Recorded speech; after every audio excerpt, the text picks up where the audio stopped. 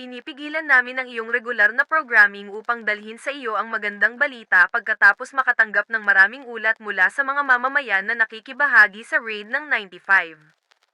We interrupt your regular programming to bring you the good news after receiving many reports from the citizens who partake in the raid of 95.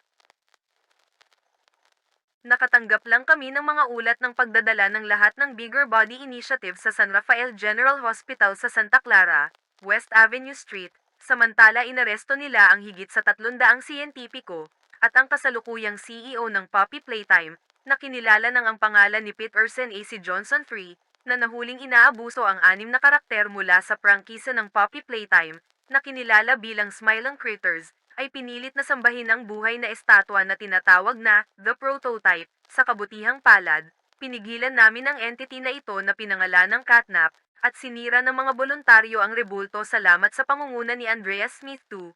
Pinutol namin ang mga bahagi ng prototype at dinala ito sa kanilang home base.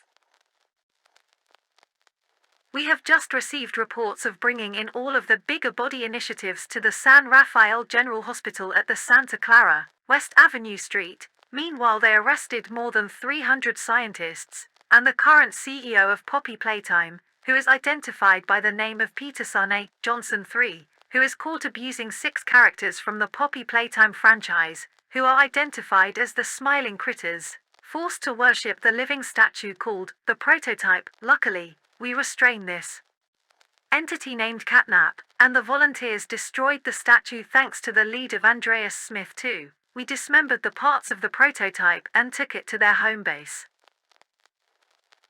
Higit pang iba pang mga ulat mula sa Kensdale, Ohio, ang pagsalakay ay matagumpay para sa Betty Freedom. Inilabas na nila ngayon ang voice actor ni Amanda ay si Rebecca Colton mismo kasama ang kanyang ama, si Sam Colton. Dahil sa matinding presensya ng demonyo sa pabrika, lahat sila ay lumakas sa kanilang mga panalangin, at sa tulong ng 9 na exorcist, nilinis nila ang lugar, at inaresto ang mga manggagawa na ilalagay sa ilalim ng muling pag-aaral.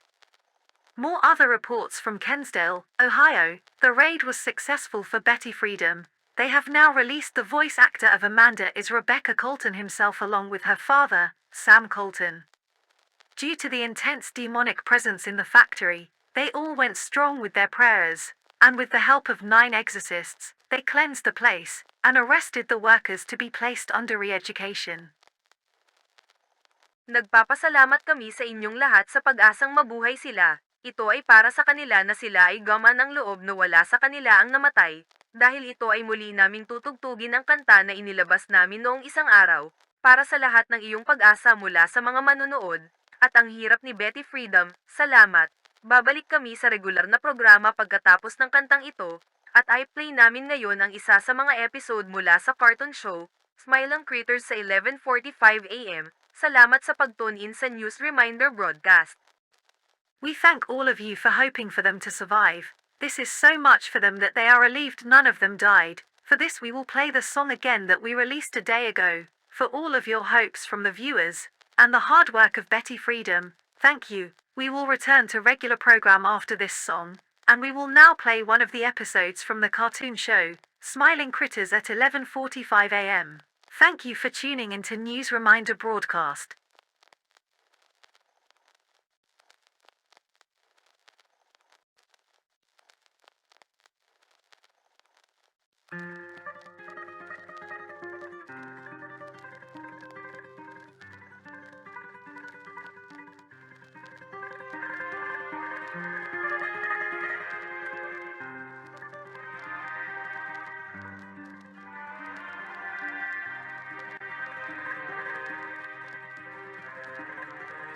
Ang bayan kong Pilipinas, lupain ng ginto't bulaklak, pag-ibig na sa kanyang palad, nag-alay ng ganda't dilag, at sa kanyang yumi at ganda, dayuhan ay nahalina. Bayan ko, binihag ka, nasadlak sa dusa.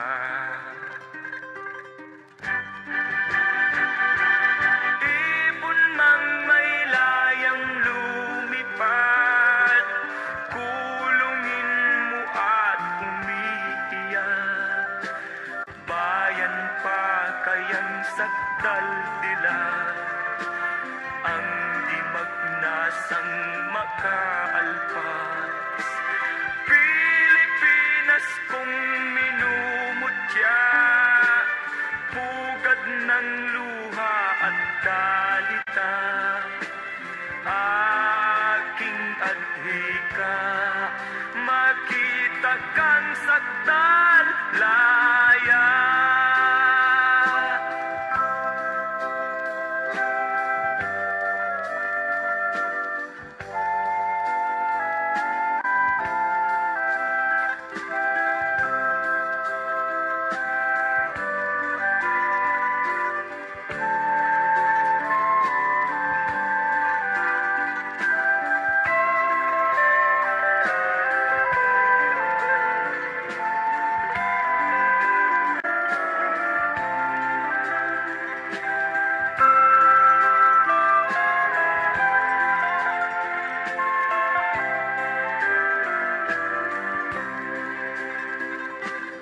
Ibon mang may layang lumipad, kulungin mo at umiiyak. Bayan pa kayang sakdal nila, ang di magnasang makaalpas. Pilipinas kong minumutya, pugad ng luha at dalita. Aking adhika, makita kang sakdal laya.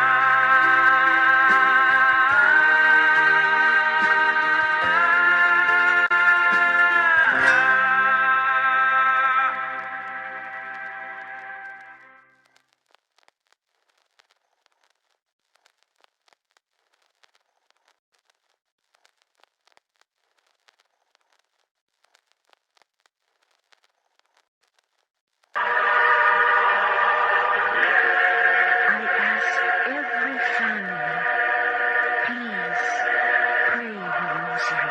A family that prays together stays together.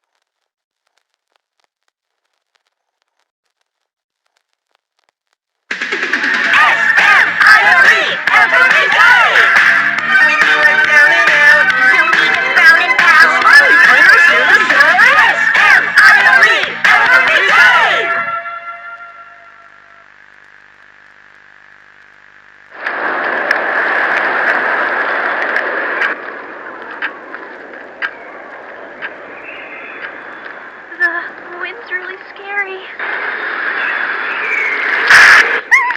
I can't sleep. Hey, we'll be okay, guys. I promise. All winds blow away. Eventually.